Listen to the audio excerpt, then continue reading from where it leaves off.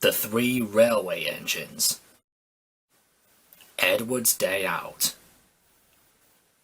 Once upon a time, there was a little engine called Edward. He lived in a shed with 5 other engines. They were all bigger than Edward and boasted about it. They said, "Huh, the driver won't choose you again. He wants big, strong engines like us." Edward hadn't been out for a long time, and he began to feel sad. Just then, the driver and fireman came along to start work. The driver looked at Edward and said, "What's the matter? Are you feeling sad?" Would you like to come out today?" And Edward said, "Oh, yes, please." So the fireman lit the fire and made a nice lot of steam.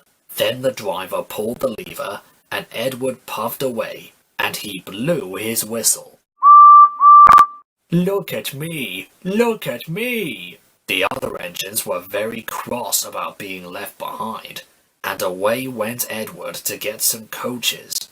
At last, Edward found the coaches, and they said, "Oh, please be careful, Edward. Don't bump and bang us like the other engines do." So Edward came up to the coaches very, very gently, and the shunter fastened the coupling. The coaches were very pleased. "Thank you, Edward. That was kind. We are glad you're taking us today." Then they went to the station where the people were waiting. "Here we are. Here we are. Come along, get in quickly, please." So the people got in quickly, and Edward waited happily for the guard to blow his whistle and wave his green flag. He waited and waited, but there was no whistle and no green flag. Edward was getting anxious. "Where is the guard?" The driver and fireman asked the station master. "Have you seen the guard?" "No." They asked the porter. "Have you seen the guard?" "Yes, last night." Edward began to get cross. "Are we ever going to start?" Just then a little boy shouted, "Here he comes!" And there the guard was, running down the hill, with his flags in one hand and a sandwich in the other. He ran onto the platform, blew his whistle, and jumped into his van. Edward puffed off. "Here we go, here we go." He did have a happy day. All the children ran to wave as he went past, and he met old friends at all the stations. He worked so hard that the driver promised to take him out again the next day. And he told the other engines at the shed that night, "I'm going out again tomorrow. What do you think of that?" But he didn't hear what they thought, for he was so tired and happy that he fell asleep at once. Edward and Gordon. One of the engines in Edward's shed was called Gordon. He was very big and very proud. "You watch me this afternoon, little Edward, when I rush through with the express. That will be a splendid sight for you." Just then, his driver pulled the lever. "Goodbye, little Edward. Look out for me this afternoon." Edward went off too to do some shunting. Edward liked shunting. It was fun playing with trucks. He would come up quietly and give them a quick pull, and the trucks would scream out, "Oh, oh, oh, oh, oh, whatever is happening?" Then Edward would stop quickly, and the silly trucks would bump into each other. "Oh, oh, oh, oh, oh!" Edward pushed them until they were running nicely, and when they weren't expecting it, he would stop. One of them would be sure to run onto the other line. Edward played until there were no more trucks. Then he stopped to rest. Presently, he heard a whistle. And Gordon came puffing along very slowly and very crossly. Instead of nice shining coaches, he was pulling a lot of very dirty coal trucks. "A goods train! A goods train! A goods train! The shame of it! The shame of it! Oh, the shame of it!" He went slowly through with the trucks clattering and banging behind him. Edward laughed and went off to find some more trucks. Soon afterwards, a porter came and spoke to Edward's driver. "Gordon can't get up the hill. Will you take Edward and push him, please?" They found Gordon halfway up the hill, and he was very cross. His driver and fireman were talking to him severely. "You're not trying, Gordon. You're not trying at all." And Gordon said, "I can't do it. I can't do it. Those noisy trucks hold an engine back so. If they were coaches, clean, sensible things that come quietly, that would be different." Edward's driver came up. "We've come to push you." "No use at all." "Well, you wait and see."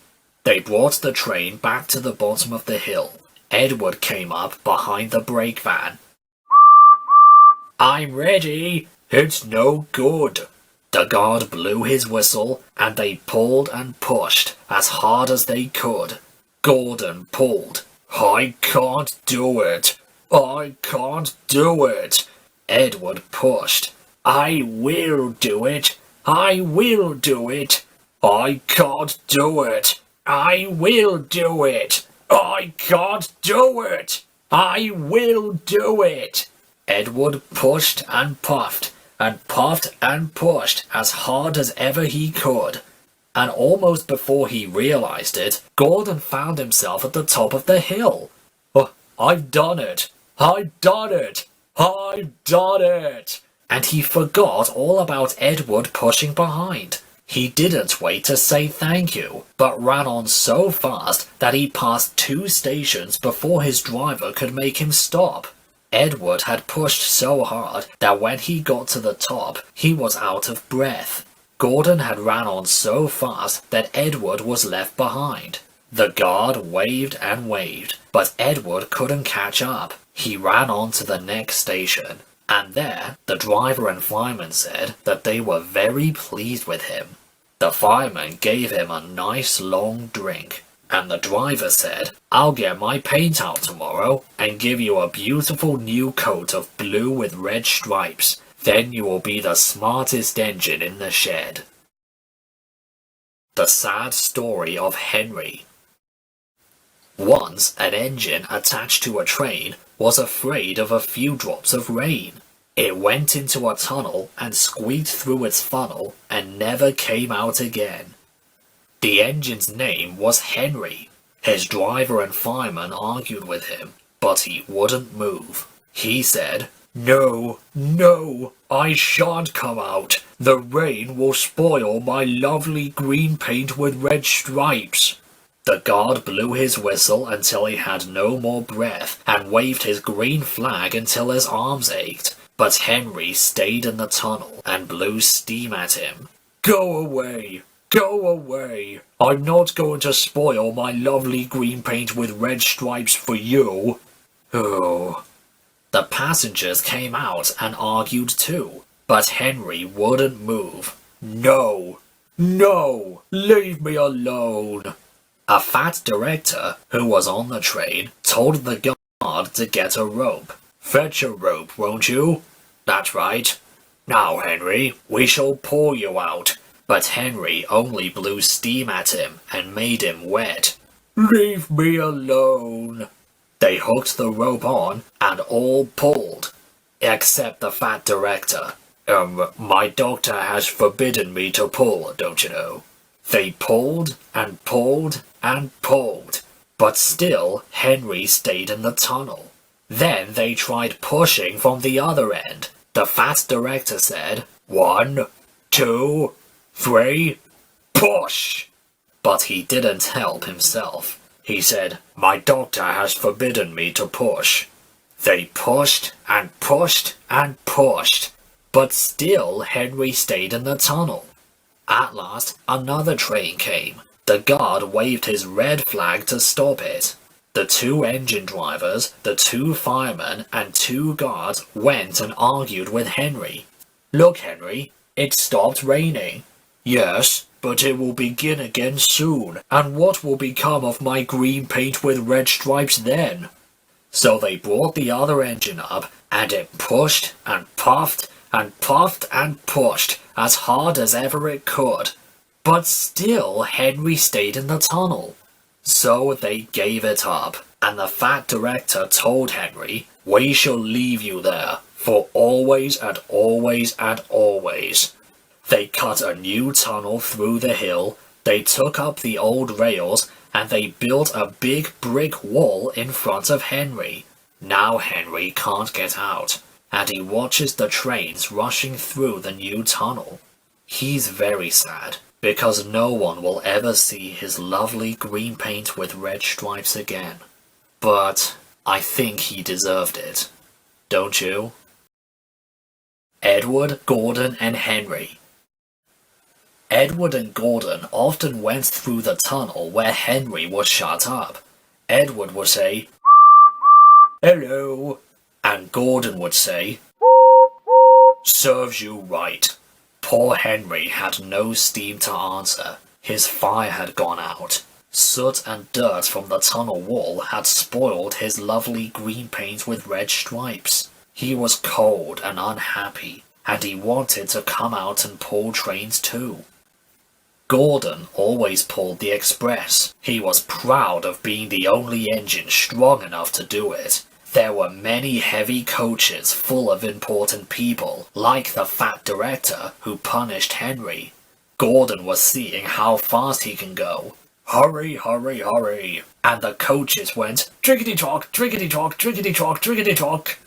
Gordon could see Henry's tunnel in front, and he thought to himself, "In a minute, I'll just go poop-poop at Henry, and rush through and out into the open again." Closer and closer he came. He was almost there, when Gordon was in a cloud of steam and going slower and slower. His driver stopped the train. "Oh dear, what has happened to me? I feel so weak." And the driver said, "You've burst your safety valve. You can't pull the train anymore." "Oh dear, and we were going so nicely too. Look at Henry laughing at me." Gordon made a face at Henry and blew steam at him. Everybody got out and came to see Gordon. The fat director said, "I never liked these big engines. They're always going wrong. Send for another engine at once." While the guard went to find one, they uncoupled Gordon and ran him into a siding out of the way. The only engine left in the shed was Edward. "Edward, Gordon isn't feeling very well. Will you come and pull his coaches for him?"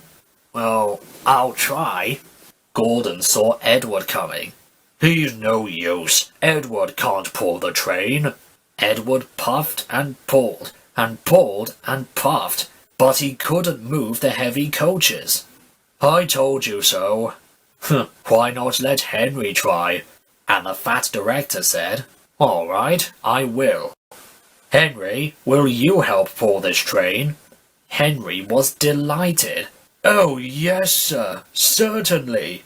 So Gordon's driver and fireman lit his fire, some plate layers broke down the wall and put back the rails, and when he had steam up, Henry puffed out. He was dirty, his boiler was black, and he was covered with cobwebs. "Oh, I'm so stiff. I'm so stiff. Oh." "You'd better have a run and ease your joints, and find a turntable." Henry came back feeling much better, and they put him in front. Edward said, "I'm ready." "So am I. Pull hard, we'll do it. We'll do it, pull hard." The heavy coaches jerked and began to move, slowly at first, then went faster and faster. "We've done it together! We've done it together! Hooray! You've done it! You've done it! Hooray!" All the passengers were so excited. The fat director leaned out of the window to wave to Edward and Henry, but the train was going so fast that his hat blew off into a field where a goat ate it for his tea. They never stopped until they reached the big station at the end of the line.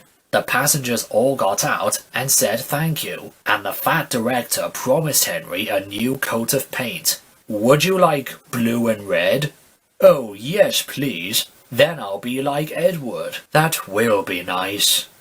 Edward and Henry went home quietly, and on their way, they helped Gordon back to the shed. He went home like Edward. That will be nice. Edward and Henry went home quietly, and on their way, they helped Gordon back to the shed. All three engines are now great friends. Wasn't Henry pleased when he had his new coat? He was very proud of it, as all good engines are. But he doesn't mind the rain now, because he knows that the best way to keep his paint nice is not to hide into tunnels, but to ask his driver to rub him down after the day's work was over.